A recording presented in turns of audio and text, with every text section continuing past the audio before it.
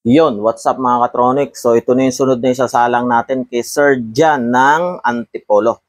So this is a 3 kilowatt peak with 1,500 watts continuous. So ang kayang-kaya na itong appliances is a washing machine, rice cooker, TV, electric pan, inverter na rep. Kaya rin po niya ang 0.5 and 0.6 na HP na aircon. So yung 1 HP naman, kaya niya paganahin kaso hindi ko siya recommendable kasi na-try ko na siya, medyo nag-iinit siya after mga 1.5 hour. Pero yung init niya normal lang kasi lahat naman po is may working temperature. Wag lang po yung sobrang init na sa tingin yung hindi na normal, no? So, out of 38 units, okay naman, goods naman. May mga nagkaroon lang ng minimal problem, siguro nakahigop ng moisture o kaya siguro upon travel na nakaldag ganon. So, yun lang naman yung mga naging issue niya. So, pero so far, lahat naman is goods naman. Okay? So, kahapon, ito yung inassemble natin. So, customize ito, Mencela. Idol ko yan, no? So, naka-MPPT na rin. So, itong, paggawa ni Sir Jan, pina-add niya itong DC SPD and AC SPD. Nagpalagay din siya ng multifunction meter. So, sa normal setup ko, ito lang po kasama. Tsaka ito, protector. Okay, so pina-add yan ni Sir. Okay, mamaya sa TikTok, ilalive ko po kung paano ko siya ina-assemble. At the same time, sa mga may gusto mag-assemble po, gusto pong matuto, pwede po kayong mag-join mamaya sa TikTok. Siguro magla-live ako mga 3 p.m. o 2 p.m.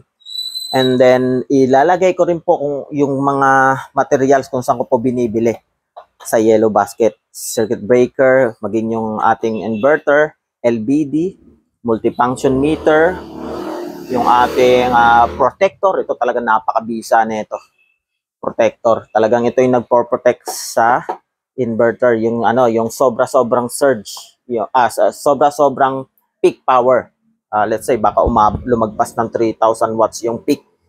So may mga pangyayari pong ganyan, nasisiraan po tayo ng MOSFET at IGBT. Alright? So, ayan, ito naman kay Sir Elmer, 3 kilowatts. So, hindi pa niya nakukuha sapagkat siya ay busy pa. So, after na ito, meron tayong i-build na 1.5 kilowatt. Again, sa personal ko ito. So, nag-change plan ako kasi meron akong aircon na 2 HP at 1 HP. Actually, bala ko sa 1 HP lang. So, nag-change plan ako na gawing 3 kilowatt katulad nito, hybrid. Yan, para mapagana niya yung 2 HP at mapagana niya yung 1 HP. Pero hindi siya sabay. So, kung 2 HP, yun lang ang pagaganahin ko. Pag 1 HP, pwede ko siyang paganahin ng kahit ventilador, ilaw. Pero sa 3 kilowatt po, hindi dito. Pero itong 1.5 kilowatt natin, kaya po niya ang 1 HP nang wala pong kasabay. Alright?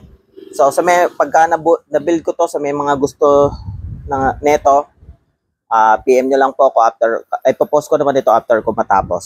So, yun lang mga katronics. So, mamaya magla-live po ako. Paano ko po siyang binubuo. Kung saan ko po binibili yung bawat items. Para just in case gusto nyo mag-DIY o gusto nyo rin matuto para makapag-business ng ganito. Yan lang po. Antabayanan nyo po ako sa TikTok live mamaya. So, yun lang mga katronics, no? God bless.